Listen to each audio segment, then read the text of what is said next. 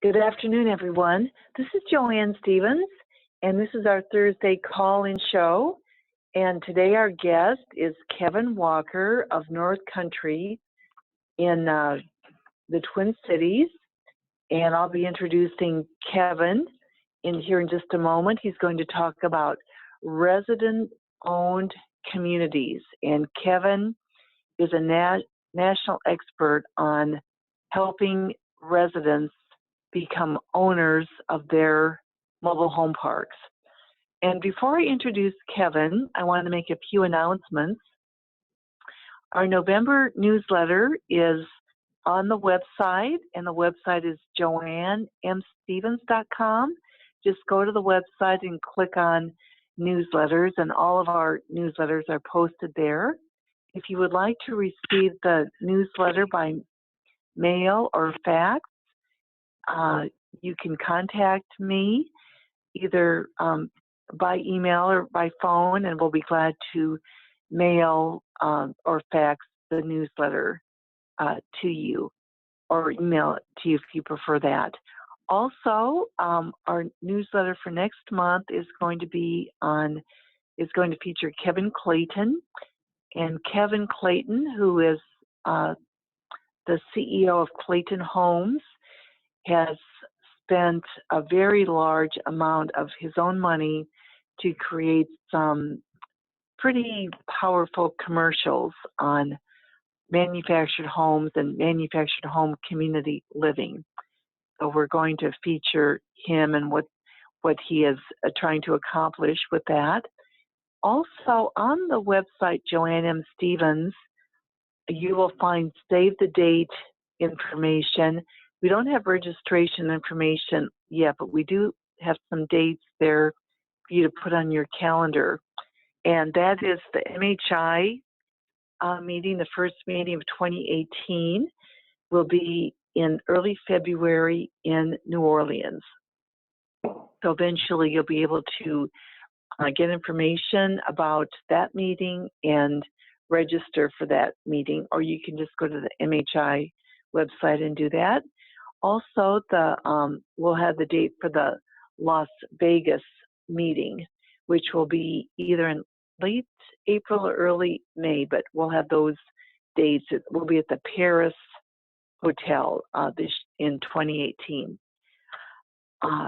And next week, we will have Pat McKee from Renter Text as our guest.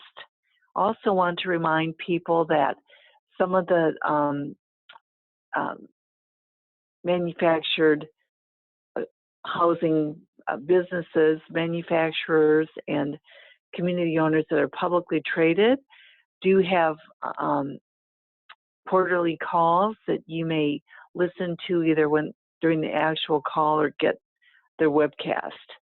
So I know yesterday was the quarterly call for Cavco, and just Google Cavco and you'll be able to get information about how to access yesterday's quarterly call.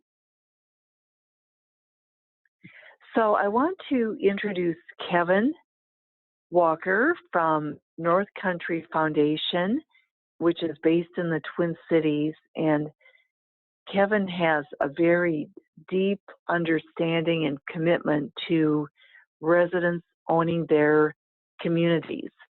Kevin currently is the acting executive director for Northcountry, and he has had a lot of success with Northcountry in helping the residents to own their communities. Kevin has a bachelor's degree from Swarthmore College and a master's from Cornell University in urban planning. Kevin has also worked for the city of Minneapolis in their multi-family housing programs. So I'd like to introduce Kevin. Kevin, are you with us? I am. Can you hear me? Yes, I can. Kevin, are you on speakerphone? I am. Yeah, it would be better if you weren't on speakerphone just for the sound. Okay, can you give me a second? I'll go back to my office then and grab a regular phone. Okay, great. Okay. I'll be right back. Okay, great. Yep. Okay. So while we're waiting for Kevin to do that, I wanted to just talk a little bit about the resident-owned community idea. And it is, there are almost 100 communities that are now resident-owned communities. And what that means is that the park owner was able to work through a company such as Kevin Walker's, the Northcountry Foundation, or ROC, resident-owned communities, and put it all together. It sounds a little overwhelming, I think, when people think of, well, how are the residents going to be able to buy a community? But Kevin is going to enlighten us on just how that works. I know many of the executives and employees from these organizations, they're top-notch, and they really know what they're doing, and they are able to make it happen. So if you're thinking along these lines, I would really urge you to contact Kevin and just talk to him about next steps and, submitting information about your community. The owners that I'm aware of that have sold to the residents and worked through Kevin's organizations have been very pleased with how things have gone and impressed with their professionalism, and just it's worked out great for the residents as well. And of course, I've been in the mobile home park business for a long time, and most residents will tell you that they wish that they could own their lot. And so this is a way for them to be able to be a stakeholder in their community and not just go to the next step beyond being a homeowner. So there's a lot of benefits. One of them being the pricing. I think if you decide to go down this path, you'll find that the sellers do very well by selling to the community owners. Kevin, are you back with us?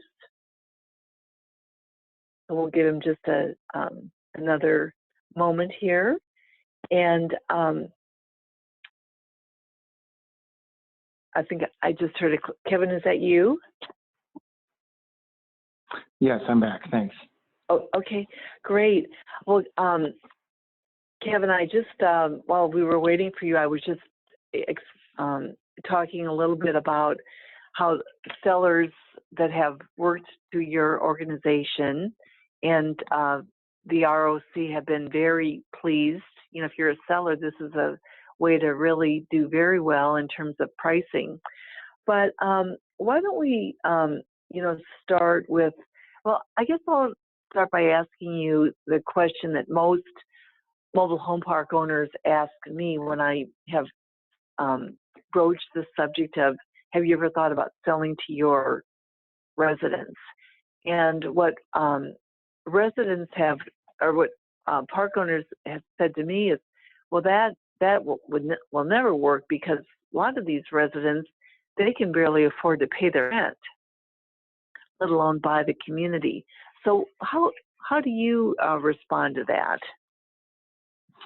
Sure. So, yeah, I mean, the lot rent, I mean, really in the resident ownership model that we work with, there's not a significant equity expectation. So just to back up a second, nationally, about 1,000 manufactured housing communities are owned by the residents that live in those communities. And of those 1,000 communities, roughly 200 or 20% of them have been developed by this kind of nationally franchised model that we work with, which is led by ROC USA, which stands for Resident Owned Communities USA, based out in Concord, New Hampshire. And so we're one of 9 nonprofit organizations that do this work in about 14 states around the country is where we've done these transactions. We serve closer to 30 states around the country. And so the way that these deals come together In the ROC model, and again, this is in contrast to some other resident ownership models that have also been applied to manufactured housing communities, primarily in states like Florida and California, often where the real estate is inherently, much more valuable than in other, places like the upper Midwest or New England or even the West Coast, further up on the Pacific Northwest. So what we see in our model, basically folks put down somewhere between $100 and $1,000. That's their equity contribution toward the purchase. The balance of the money that it takes to pay fair market value for the property, set aside a capital improvement reserve to do various capital improvements that get identified, and fund various other reserves and soft costs of the transaction. All of that can be supported on the back of the lot rent. So again, as long as residents can pay lot rent with the ROC model, and again, I'll say that typically lot rents go up about, say, 15 to 20% for the residents to be able to purchase the community and have access to the financing necessary to make that happen. But as long as they generally can pay their lot rent, their member equity requirement, the cash out of pocket, comes from any security deposits that they might have put down with the prior owner. And that all gets diverted back to the residents after closing, any balance left over from their security deposit. So in many cases, depending on where the members set their one-time upfront membership fee, sometimes they can entirely fund their membership fee just on the security deposit they already have on record. And then it's just a matter of like, do they pay and can they pay lot rent? Absolutely, if you have a community that you have a delinquency culture or where there's not strong enforcement of lot rent collections, that's going to be an issue. And that would likely impede the success of a resident purchase transaction, just as it would be problematic, I think, for any park owner purchasing a park where there's a strong culture of non-payment. Absolutely, that'll be an issue. But again, assuming that residents do pay their lot rent and there's a good collections culture, and if the infrastructure is in reasonably good shape, those are the two big tests. In general, many communities can do very well as resident purchase transactions. And Kevin, where did the idea of the resident-owned communities come from? That seems, I was surprised when you said there's over 1,000 communities that are owned by the resident. That's very significant and that's very impressive. But where did the idea come from? Well, the history that I'm aware of starts in New Hampshire roughly about 35 years ago. It was shortly after the closure of a very prominent manufactured housing community, and it was due, and I don't know the specifics of what led to that closure. It might have been some combination of redevelopment pressures and failing infrastructure. But in the end, when that community closed, there's a local community loan fund out there called the New Hampshire Community Loan Fund. And their staff got involved. And I think it was the suggestion of, I believe, a student maybe with one of the universities there in New Hampshire that went to the loan fund and said, what if we took the cooperative model and organized the residents into basically a new cooperative corporation, and the residents were organized around it and themselves go ahead and carry out a purchase of their community? Wouldn't they be in better position to preserve their community for the long run? And so shortly after that other park had closed, the first transaction happened, again, about 35 years ago. And it actually developed and evolved into a line of business for the New Hampshire Loan Fund. And they were lending on these projects, as well as providing technical assistance support to the residents endeavoring to do this. And over time, they refined the model, and now it's roughly actually about a 12-step process. And it's now a kind of a nationally franchised model made available through ROC USA to the certified technical assistance providers, of which, again, Northcountry Cooperative Foundation is one. So we're one of 9 organizations around the country following a standardized process about how we pursue resident purchase. And basically, the goal in our work is to deliver a fair market value price to the owner and to deliver that in a timely way, roughly comparable to a time frame that you'd expect in any commercial real estate transaction of this size and complexity. And even as we do all the commercial real estate transaction due diligence, we're actively organizing the residents into a group that understands what a development budget looks like, an operating pro forma, and we're helping them both carry out due diligence on the property as well as design and ultimately implement a management, own and operate it after they purchase the property. You know, that is very, you know, so it's a very comprehensive process, which I can vouch for, and if we have time, I'm going to talk a little bit about my experience with your organization, Kevin. But I think that's one of the things that people, that I've heard park owners say is, well, are the residents going to be the managers, or how's the management going to work? Can you talk to us about that? Sure. So that's absolutely one of the key things that we look at very early in the process on a potential prospect. You know, we'll be looking at the size of the community and, you know, what's its history. Certainly, of course, just the standard operating history. How is the community currently operated? If let's say it's a good sized community like 200 or 300 units, you know, that's typically a size of a community that potentially can support full service third party property management services and carry the weight and the freight of that type of management approach. We've also worked with communities as small as, well, our first one was actually 47 units, and we did that in 2004.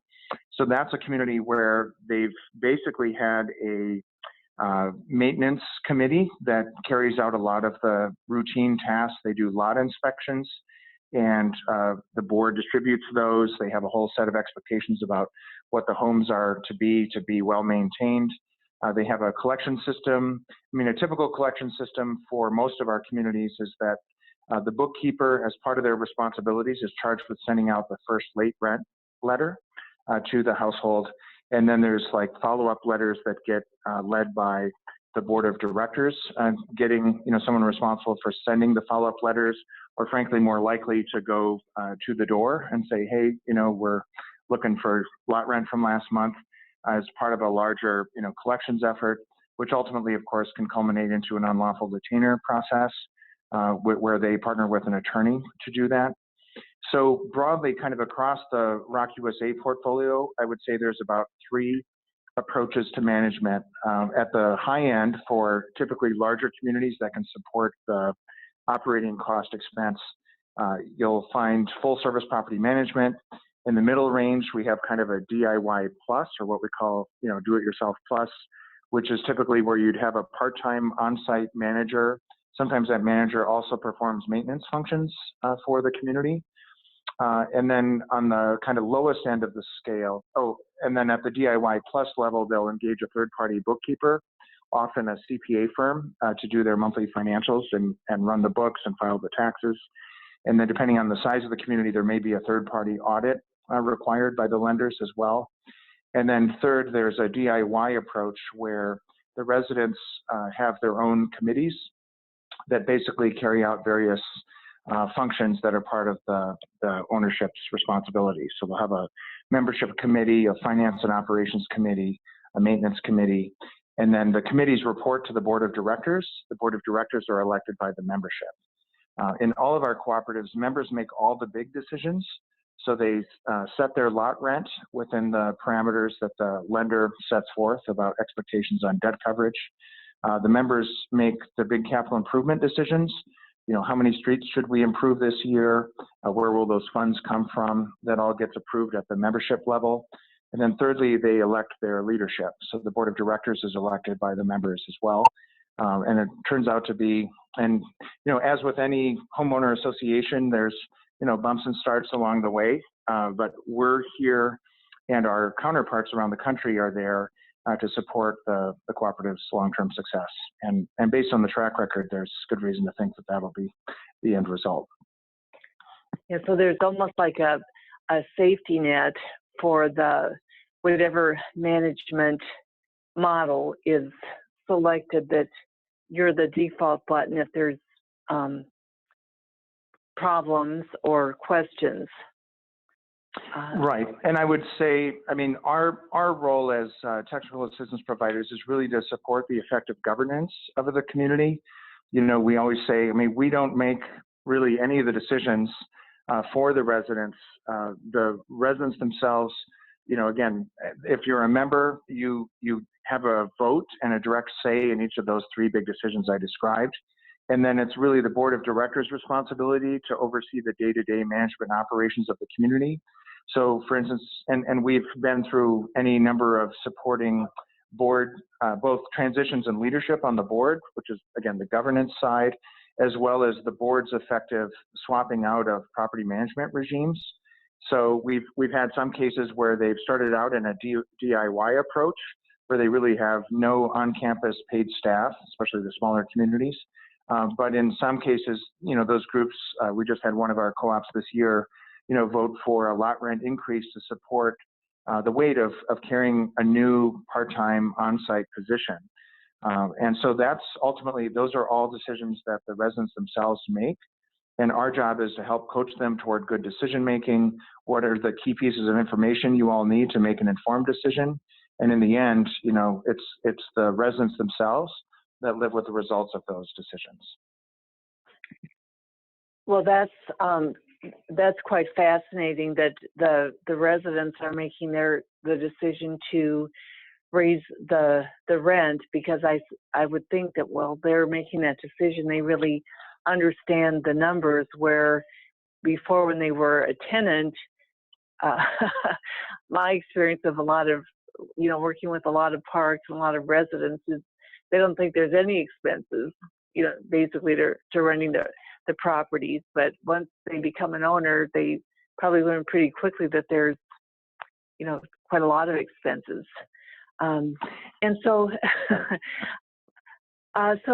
Kevin, tell us, if you would, what would be a good example of the type of park that you're looking, that would be a good candidate to go resident owned? And before you start, I want to mention to people that you know, Kevin's going to give his contact information before the call ends, and his contact information was on the notice that we sent out about the call today, and we'll also put it in our next newsletter. Or you can contact me if you want, Kevin, want to talk to him confidentially about your community.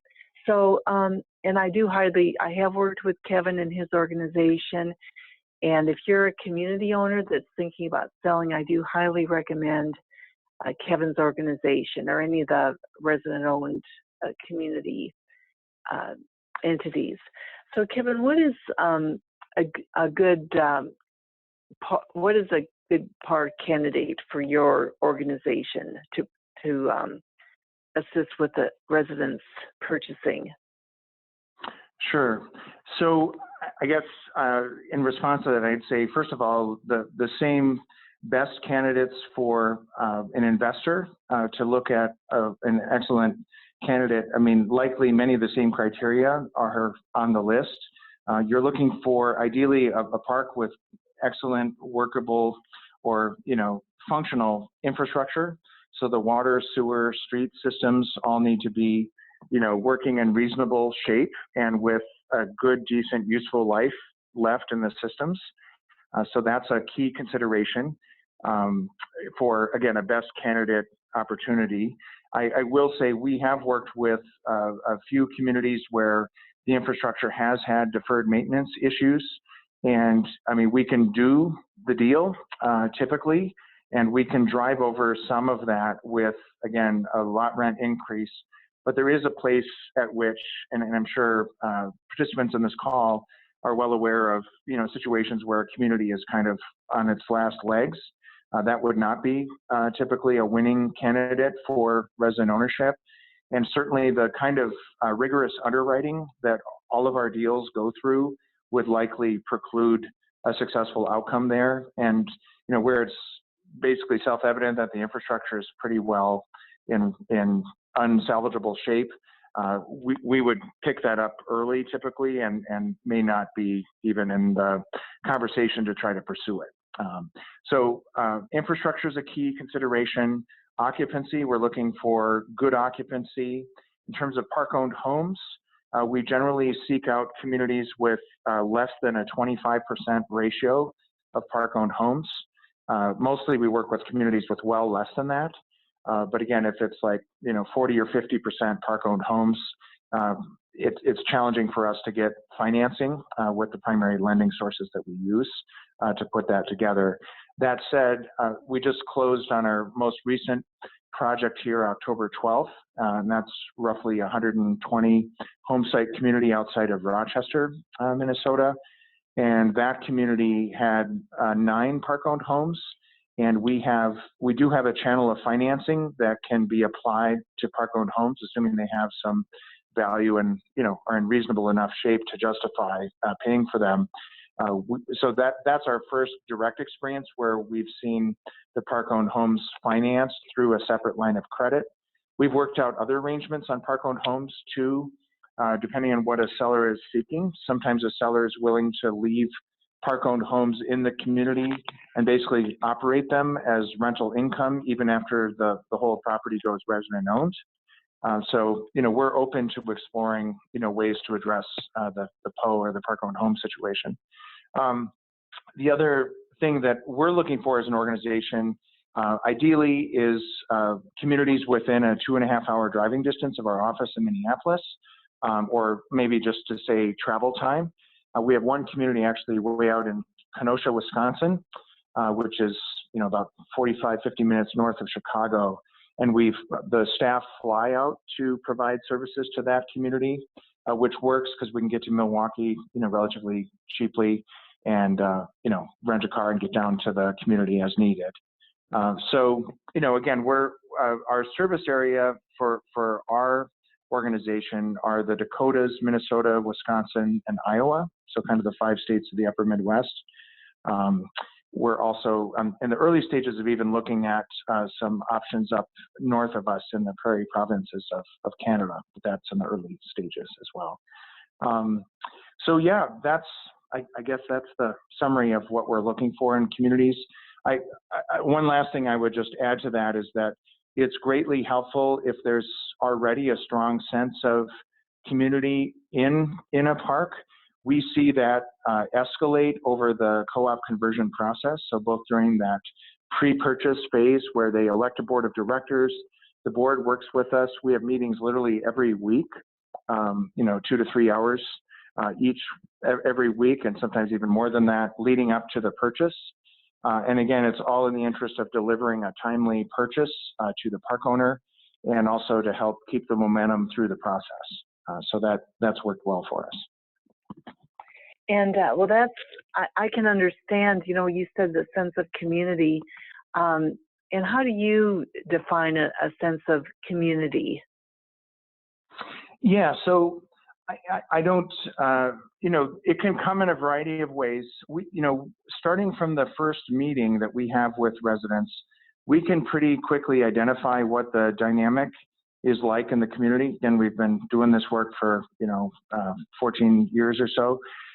And, we have walked into some situations where in a given community, there's just an intense factionalization within the community. And one thing that can create that is if there's radically different lot rent arrangements, or where there's an obvious divide between, on this side of the park, it's these kinds of homes, which was the first part of the development. And then the more recent development now includes these, garages or carports, and the roads seem to be better maintained and the homes are newer. I mean, we've seen, and I would say it's not typical, but we've seen a couple of few situations like that, where there seems to be an intense, acrimony between one group of residents and another. That can really be hard to take to the finish line, basically. And so what we're looking for at that first meeting is that the residents are engaged. They're asking thoughtful and good questions. And again, there's a number of folks that I've talked to over the years that are thinking, wow, really, residents can do this and do this successfully? and the short answer is, absolutely. And again, it's not absolutely every single instance. We've had, a couple of situations where it's just been clear this is not going to be able to move forward. But I would say in, 90 to 95%, that's our success ratio from an executed purchase agreement to the finish line. We find residents that respond well to resident ownership, the opportunity to have direct control over what improvements get done, what community rules are enacted, to elect their own leadership, and in fact, exercise some of their own leadership in partnership with their neighbors. People respond very well to that. And in our long-run track record, we look back at lot rents after that initial 10 to 20% bump to afford the financing to take control of the community or to purchase it. Lot rents typically stabilize. So we've seen across our portfolio that lot rents go up per year, 1.5%, 1.8% a year on average, kind of across our portfolio. And that's even as we've seen almost $2 million of capital improvements get invested back into the properties across our now 10 properties in Minnesota and Wisconsin that have gone resident owned. So the lot rents stabilize, the residents see meaningful capital improvements occur. They borrow that money upfront when they purchase the property. The lender we do this 30-year capital needs assessment as part of the due diligence. And so we'll have an engineer literally come in and inventory all of the different aspects of the capital infrastructure in the property and give its estimated useful life and help us develop a reserve schedule so that the residents can maintain it in good working order and improve it as necessary over the next 30 years. And that's something the lender looks at very closely, and they're using that in all of their underwriting, and that needs to show that they can stay in the black, funding those reserves to maintain that infrastructure in order for the residents to qualify for the financing necessary for the purchase. Sure. Well, we're getting towards the end of the call, so I just wanted to ask you, Kevin, before I ask you for your contact information, if there's one resident-owned acquisition or conversion that you feel was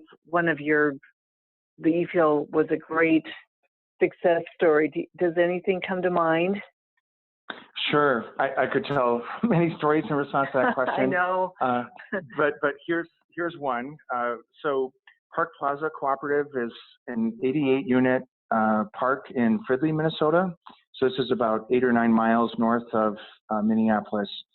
4 years after they purchased their property, they found after they bought it, they had significant tree trimming to catch up on that had been deferred, maintenance issues. They had a number of water and sewer issues that they ran into early on in their resident ownership proposition. So we worked with them and their lenders to basically help them refinance their initial acquisition and capital improvement financing. And they pulled that together with a small grant that they got from a local regional government entity, the Metropolitan Council, to perform $1.3 million worth of capital improvement work to the property. So they replaced the streets, they installed new water mains, they relined the sewer mains, they improved the stormwater system, which had a lot of issues. There'd be deep standing water after any significant rain event. And then they added at least 6 fire hydrants for improved fire protection throughout the property. And today the cooperative has a waiting list of households who want to move into the community. And actually 2 of the households that were recently displaced from Lowry Grove, which was a park that closed, 8 or 9 miles south of them. Two of those households moved out of Lowry Grove into Park Plaza, partly because it was resident owned and they wanted that long-term security to count on. And today, despite all of that work, the $1.3 million worth of work that was performed, their lot rents today are over $100 less per month than the park across the street from it. Oh, for heaven's sakes. Well, that's a great success story. Yeah, and then I guess, what we're excited about now is that we're working with them on a $420,000 storm shelter, which will be large enough to act both as their community center, which is where they'll have meetings. They currently have kind of an unheated pole barn building, which gets pretty frigid they just held an annual meeting there last Saturday night and it's got pretty chilly. And so this new storm shelter community center will be the community focal point of the park, and it'll provide, you know, safe, good and attractive storm shelter for the whole park. It, you know, actually there's some old footage you can see from the early 60s when some twisters came through Fridley, and it actually affected this park in the 1960s as well. So those memories run long and deep with park residents. Well, they do. And Kevin, what is your contact information if somebody wants to either call you or email you, or do you have a website where people can? Hey, sure. Go ahead. So yeah, so my phone number is 612-767-2111. My email address is simply Kevin, Kevin, at Northcountry Foundation, all spelled out, .org. And likewise, our website is simply northcountryfoundation.org. Okay.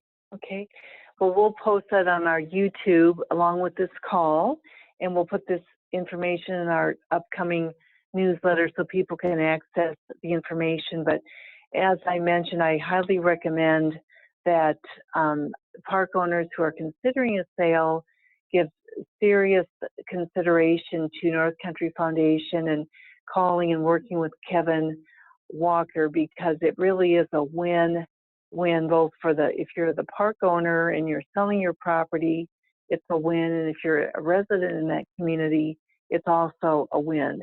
And I can tell you, many years ago, I was a park developer of a very large park, and so worked with literally thousands of homeowners and tenants and prospective tenants, and they would all say pretty much the same thing, and that is what they really wanted to do was not only to buy the mobile home, but also to own their lot.